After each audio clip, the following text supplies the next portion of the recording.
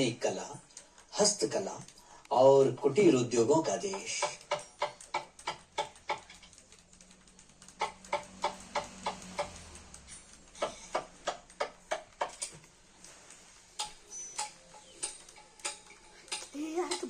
हमारे देश में कला शिल्प की समृद्ध परंपरा दिखाई देती है, जिसने अपनी कारीगरी को पीढ़ी दर पीढ़ी सौंपने का प्रचलन है।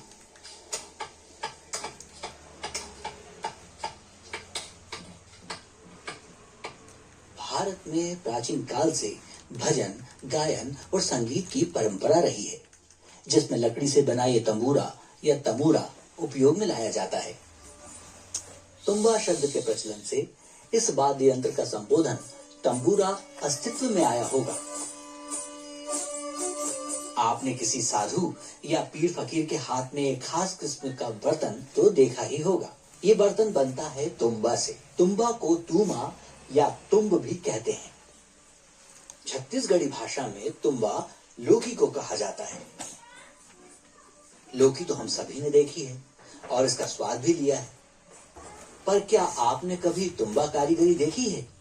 नहीं देखी? कोई बात नहीं, हम आपको लिए चलते हैं क्षेत्रीय शिक्षा संस्थान भोपाल के आर्ट रिसोर्स सेंटर में, जहां छत्तीसगढ़ के आदिवासी लोक कलाकारों ने तुम्बा यानी लौकी को हस्तकला का रूप दिया है।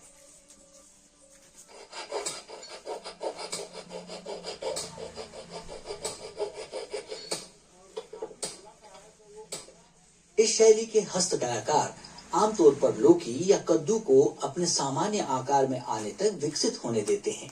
कलाकार इसे साल भर या उससे भी अधिक समय तक छायादार छज्जे या घने पेड़ों पर सुखाते हैं।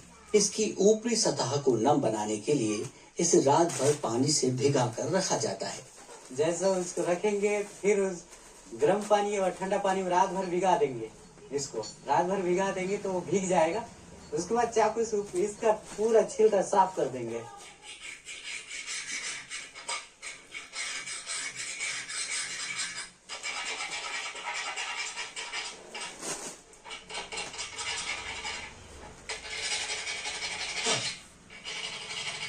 साफ कर देंगे तो ऐसे नेचुरल एकदम कलर आ जाता है, पीला कलर आ जाता है। उसके बाद फिर सुखा देते हैं। क्योंकि इस फल को एक पात्र का रूप देना होता है, इसलिए सूखी लौकी को खोखला करने के लिए किसी नोकदार औजार से इसके अंदर के मुलायम भाग को और इसके बीजों को निकाल दिया जाता है।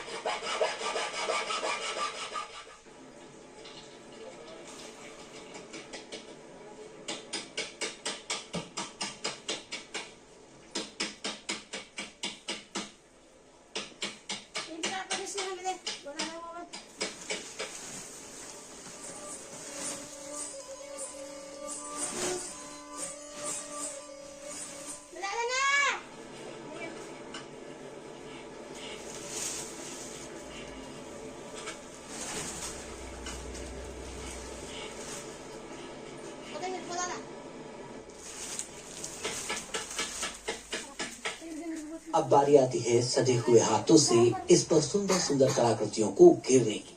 कलाकार के द्वारा इस बात का ध्यान रखा जाता है कि तुम्बा के प्राकृतिक आकार में छिपी कलाकृति को उजागर किया जाए। यह कार्य किसी तुम्बा या लौकी को कलाकृति के तौर पर आकार देने का एक निर्णायक समय है। इसके लिए खास किस्म के नुकीले और धारदार औजारों का इस्तेमाल किया जाता है। शिल्पकार इन्हें तपती भट्टी में गर्म करते हैं और इस पर अपने पारंपरिक चित्रांकन और पैटर्न को उभारते हैं। तुम्बा का यही कुदरती आकार पशु, पक्षी, लैंप और दूसरे खेल खिलौनों के स्वरूप में हमारे सामने आता है, जो देखने वाले को हैरत में डाल देता है।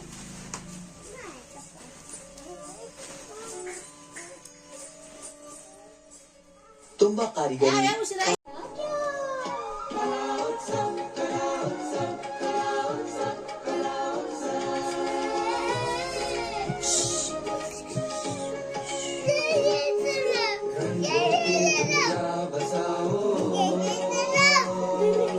अपने देश के सभी संस्कृति को सब तक पहुंचाओ।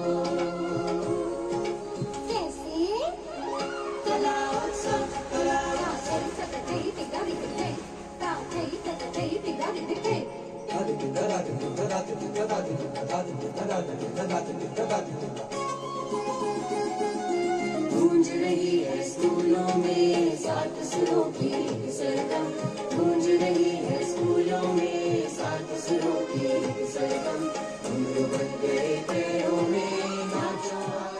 Dear members and Happy New Year. My name is Tanishta and I am from Pulistieri Public School, Jalandhar. Today I am painting a mural, wall painting of Mahishasur Mardini, which is literally Durga Ma killing a buffalo demon. The picture depicts Durga Ma with 10 hands holding different weapons, which symbolize different meanings, such as the Trishul was given by Shiva, which symbolizes strength, etc. And at the lowest point, there is the top of the buffalo demon Mahishasur. This painting is simple and stylized. This is the base of the painting. I will be doing more intricate and delicate work with the texture white and other material. I am using acrylic paint for the base.